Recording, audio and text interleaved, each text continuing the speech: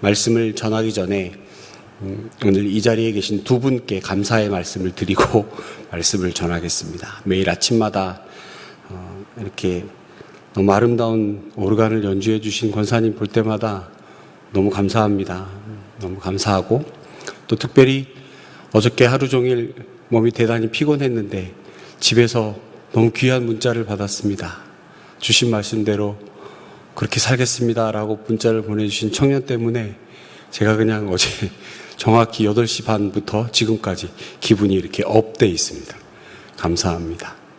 오늘 기도하시는, 말씀 듣고 기도하는 우리 모두에게 정말 하나님께서 귀한 축복의 은혜가 넘쳐나기를 축원합니다. 오늘 본문은 성막 등잔에 대한 말씀으로 시작을 합니다. 등잔 7개가 등잔대 앞 맞은 쪽을 비추게 하라. 이것은 8장 전체의 주제가 레위인을 구별하여 하나님께 거룩히 드리는 장면과 함께 레위인들이 이스라엘 민족 전체에게 하나님의 살아있는 등불과 같은 존재가 되어야 한다라는 것을 의미합니다. 등잔대는 하나님께서 빛의 근원임을 가르쳐주는 상징이고 영적인 빛의 상징이며 7개의 가지들은 성령의 기름을 공급받아 사는 주님의 교회를 상징합니다. 이스라엘 백성들이 광야에서 살아가는 비결은 하나님의 말씀과 말씀의 비추임 속에서 살아가는 것입니다. 이스라엘 백성들이 광야에서 살아가는 것, 구름 기둥, 불 기둥으로 인도해 주신 하나님의 은혜 가운데 사는 것, 특별히 지금 우리에게 빛의 의미와는 비교할 수 없는 빛의 의미가 있습니다. 캄캄합니다. 아무것도 보이지 않습니다. 소리도 들리지 않고 짐승의 울음소리만 들려오는 그 광야, 빛 한 줄기 없는 그 캄캄한 가운데 빛이라고 하는 것은 그저 환하게 비추어주는 정도가 아니라 생명이라고 하는 것입니다.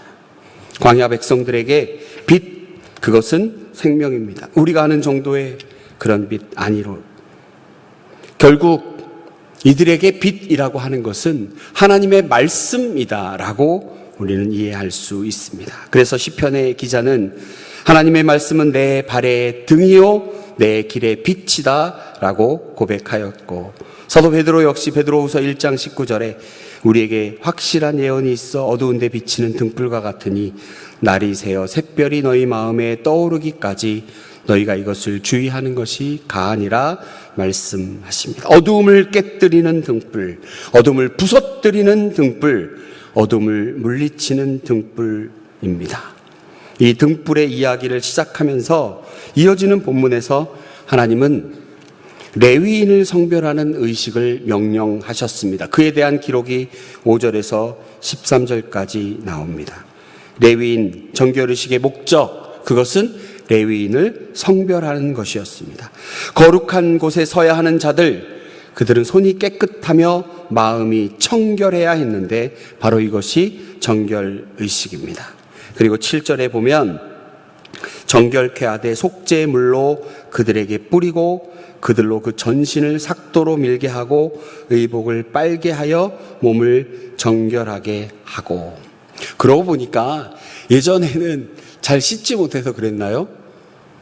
주일 저녁 토요일 밤 되면 주일날 예배 간다고 그 어머니께서 막 목욕시켰던 기억이 납니다. 내일 예배장 가야 되니까 손도 발도 몸도 깨끗하게 씻어야 된다. 그리고 정말 뭐 좋은 옷이겠습니까? 그 옷 깨끗이 빨아서 다려서 내일 요거 입고 가야 된다고 해주셨던 기억이 납니다.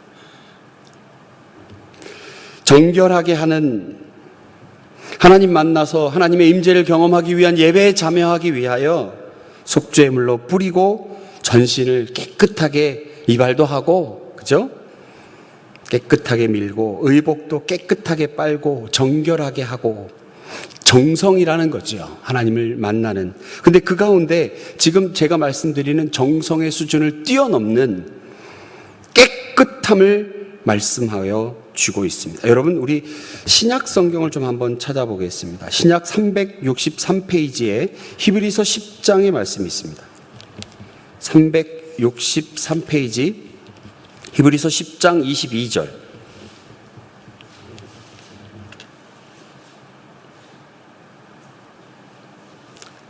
363페이지 히브리서 10장 22절 말씀 우리 함께 읽겠습니다.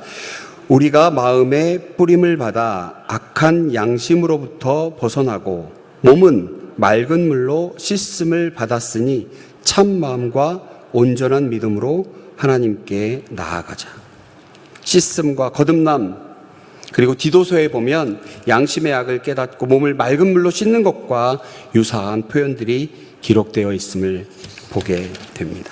죄의 더러움과 오염에서 새롭게 되는 것, 그것이 바로 영적인 정결을 상징하는 것입니다. 의식은 이렇게 진행됩니다. 우선 이스라엘 자손들이 먼저 레위인들에게 안수하고, 레위인들은 이스라엘 자손을 위한 요제, 즉 흔들어 바치는 제물로 드려졌습니다. 레위인들은 이스라엘 민족을 위한 희생제물로 하나님께 바쳐진 것과 같습니다. 이것의 정확한 목적은 오늘 성경의 본문은 여호와께 봉사하게 하기 위함이다 라고 말씀하십니다. 이어지는 14절에 레위인을 구별하라, 그리고 15절 그들이 회막에 들어가서 봉사할 것이다. 하나님께 온전히 드리는 제사를 위해 정결하게 구별된 레위인이 쓰임 받음을 의미하는 대목입니다. 첫째로 우리가 이미 살펴본 바와 같이 레위 지파는 12지파의 모든 장자를 대신하였고, 둘째, 이들은 하나님께 대한 온 민족의 헌신을 대표했고, 셋째로 백성들의 죄에 대한 상징적인 희생 제물이 되었던 것입니다. 이들이 정결한 모습을 갖춘 후에 정결의식을 갖고 하나님 앞에 나아가 모든 장자를 대신하고 온 민족의 헌신을 대표하고 죄에 대한 희생적인 제물의 의미로 드려졌습니다. 이렇게 레위인을 특별히 구별하는 의미가 무엇일까요? 여러분, 제가 계속 레위인에 대한 이야기를 하고 있는데 들으시면서 이 레위인과 나 자신을 이렇게 합치시키셨으면 좋겠습니다. 하나님 우리에게 이렇게 거룩히 구별됨을 요구하시는 이유가 무엇입니까? 레위인을 특별히 구별하는 의미는 무엇입니까? 16절, 17절 레위인은 하나님께 바쳐진 초태생의 대신입니다. 즉 장자라고 하는 것이죠. 처음 태어난 것입니다. 애굽에서 나오는 날 10번째 재앙, 초태생이 다 죽었습니다. 애굽에 있는 모든 장자가 다 죽었습니다. 사실상 이스라엘 백성의 장자들도 다 죽음 앞에 서야 했습니다.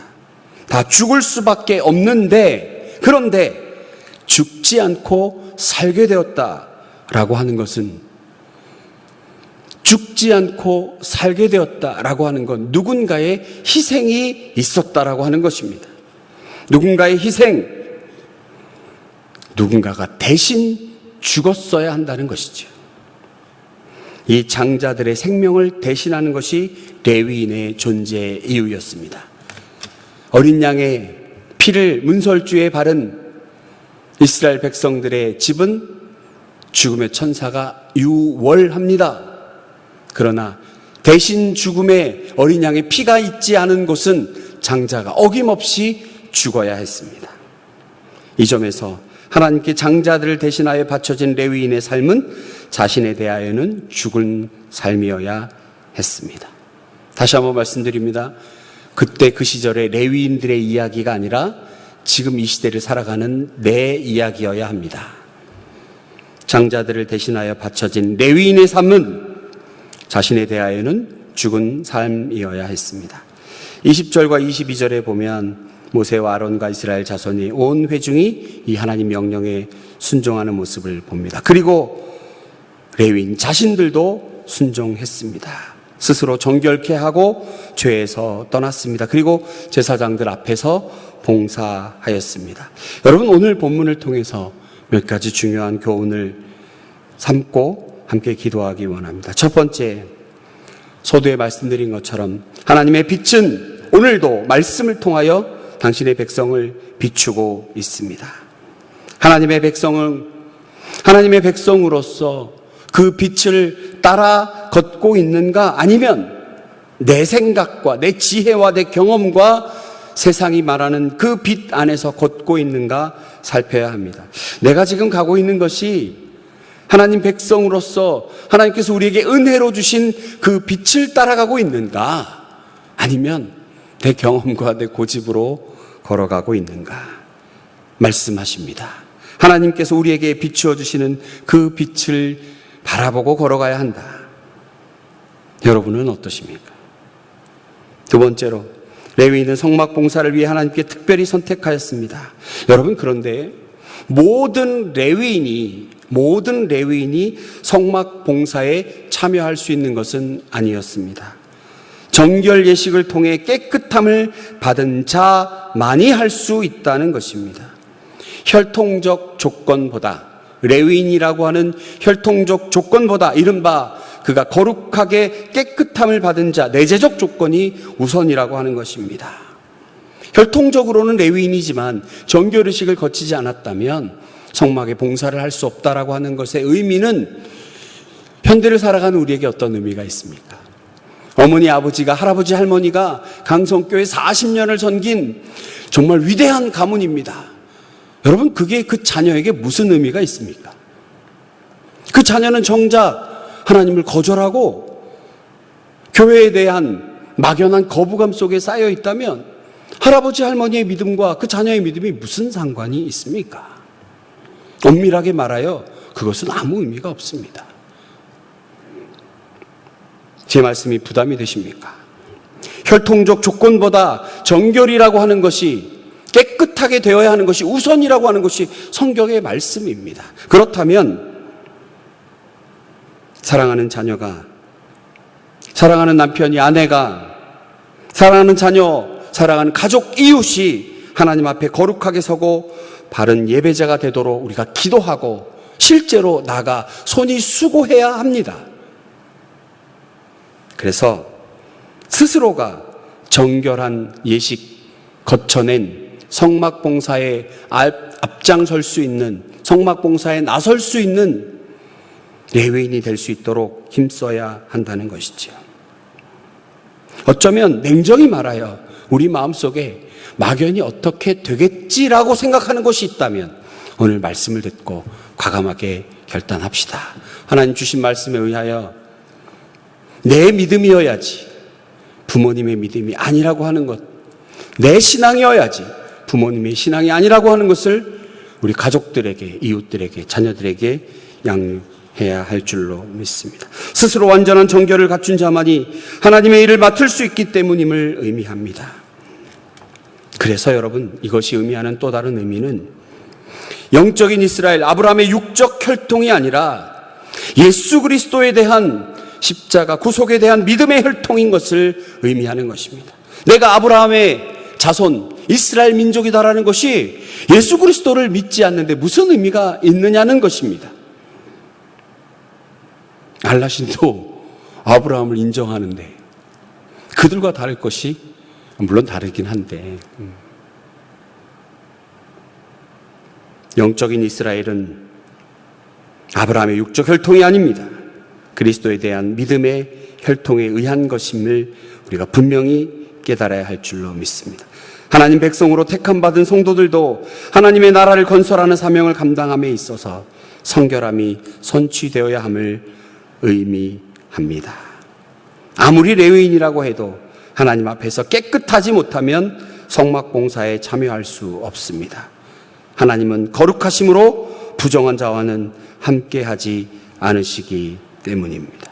그런데 이렇게 말씀드리고 무거운 마음으로 기도하는 우리들을 하나님 다 벌써 아시고 우리에게 참 귀한 예수 그리스도를 보내셨네요. 그때 그 시절처럼 머리에 안수하고 동물을 잡고 각을 뜨고 태워 하나님 앞에 제사 드려야 하는 그 제사의식 대신에 예수 그리스도를 이 땅에 우리에게 보내주셔서 그가 우리의 구원자 되시고 나 때문에 십자가 지셨음을 내 입으로 시인하고 인정하고 내가 주를, 예수 그리스도가 나의 참 주인이십니다 고백하는 그 믿음 가운데 주께서 우리로 하여금 예배자가 되게 하셨다라고 하는 것. 우리 구원받은 백성들, 우리 구원받은 성도들 매일 자신의 삶을 돌아보고 하나님 앞에 깨끗하지 못하면 하나님의 축복을 받을 수 없지만 우리로 하여금 하나님 앞에 온전하지 못한 우리의 모습들을 돌아보게 하시고 그 가운데 엎드려 기도하며 주님 앞에 회개하고 하나님 제가 바로 서겠습니다 다짐하는 그런 시간들을 갖게 한다는 것 얼마나 중요합니까? 그래서 여러분들에게 말씀드리고 싶습니다. 가정에서 함께 예배드리는 것이 얼마나 귀한지 모릅니다. 남편이나 아내나 자녀가 잘 참여하지 않으면 혼자라도 일부러 보이는 데서 크게 기도하세요. 소파에 앉아가지고 다 들으라고 기도하세요. 영적으로나 도덕적으로 성결하기 위해 노력하는 자를 들어 하나님의 일에 사용하시고 축복하는 것입니다. 하나님께 바쳐졌다는 것, 레위인의 경우와 마찬가지로 죽었다는 것입니다. 더 이상 자기를 위해 살지 않는 것입니다. 바울 사도가 로마서 14장 7절에서 한 말처럼 우리 중에 누구든지 자기를 위하여 사는 자가 없고 자기를 위하여 죽는 자도 없도다. 우리 그리스도인의 삶이 바로 여기에 있습니다. 우리 모두가 바로 레위인입니다. 그때 그 시절 어떤 이들 레위인이 아니라 이 시대를 살아가는 우리 모두가 바로 레위인입니다. 지금도 하나님 우리를 부르십니다. 예배자로 부르십니다. 거룩한 모습으로 성결한 모습으로 구별되어 하나님 앞에 온전하게 예배드리기 원하십니다. 그리고 기도하기 원하십니다. 듣기 원하십니다. 혹여 우리의 못난 모습, 연약한 모습 때문에 넘어지고 쓰러져 이 모습으론 도저히 하나님 앞에 예배할 수 없는 정말 누더기 옷을 입은 우리라 할지라도 이 모습 그대로 하나님 이 모습 이대로 두 손 들고 왔습니다. 하나님 앞에 바로 설 수 있도록 성결하고 구별된 레위인 될 수 있도록 하나님 날마다 나를 깨워 주시옵소서 기도하시기 바랍니다. 저도 그렇게 하겠습니다. 우리 모두가 그렇게 되기를 원합니다. 하나님은 오늘도 우리에게 말씀하십니다. 육적인 이스라엘 혈통 가진 자들이 레위인, 그들이 하나님께 예배하는 것이 아니라 진정으로 하나님 앞에 정결의식을 갖춘 자, 그들이 하나님께 드려진 예배 가운데 레위기 1장에 나오는 흠없는 짐승이 나 대신 죽어 태워진 그 정말 난장판이 되어버린 그 제단 앞에 짐승에 타는 그 냄새가 하나님 앞에는 향기로운 냄새니라 분명하게 말씀합니다. 우리의 연약한 모습 이대로 받으시고 우리의 이 모습 그대로 받으셔서 우리의 기도를 들으신 하나님께서 지금도 우리에게 말씀하십니다. 향기로운 냄새니라, 향기로운 냄새니라. 우리의 기도가 하나님 앞에 상달되어 응답받기를 원합니다. 이 시간 우리의 기도가 간절한 기도가 하나님 앞에 올려지기를 또한 소망합니다. 이렇게 기도하겠습니다. 레위인이 될 수 없고 온전하게 정결한 자가 될 수 없고 감히 하나님 앞에 서서 여호와 하나님, 아버지 하나님 부를 수 없는 부족한 모습들을 늘 참으로 입에 달고 삶으로 살고 있는 우리들이지만 예수 그리스도 우리에게 보내주셔서 그를 믿음으로 하나님 앞에 예배할 수 있는 우리 모두가 되게 하신 하나님 감사합니다. 하나님 그러나 날마다 성결하고 정결한 모습으로 살아내기 위하여 하나님 앞에 기도하고 각오를 다지고 결단하며 나아가는 우리 모두가 될 수 있도록 인도하시고 하나님 나의 믿음이 될 수 있도록 다른 사람의 믿음이 아닌 나의 믿음이 될 수 있도록 우리를 깨워주시고 우리의 가족들 자녀들을 깨워주시옵소서. 만나주시고 하나님의 음성 들려주시고 깨닫는 은혜를 주셔서 나의 믿음 되어 하나님 앞에 정결한 자, 바른 예배자 될 수 있도록 하나님 우리 강성교회 온 성도님들을 깨워 주시옵소서.